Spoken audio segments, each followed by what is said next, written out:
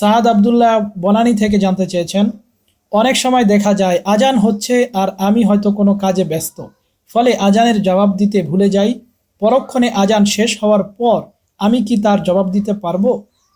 হ্যাঁ ভাই, আপনার আজান যখন শেষ হয়ে যাবে, অল্প কিছুক্ষণের মধ্যে যদি আপনি ভুলে যান, অল্প কিছুক্ষণের মধ্যে আপনি যখন আজানের জবাব দিয়ে দিবেন, সেটা ঠিক আছে। কিন্তু বেশি দেরি হয়ে গেলে তখন আর আজানের জবাব দেওয়ার দরকার নেই।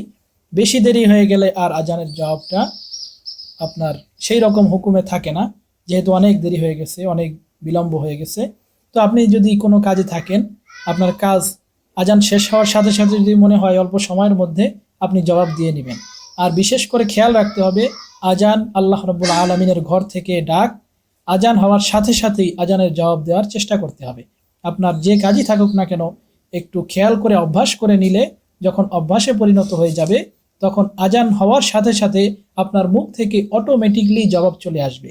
এই জন্য এই বিষয়ে আমরা খেয়াল রাখবো, যাতে আজানের জবাব দেওয়াটা আমাদের প্রত্যেকের অভ্যাসে পরিণত হয়ে যায়। আল্লাহ তাআলা আমাদের বুঝার তৌফিক দান করুন।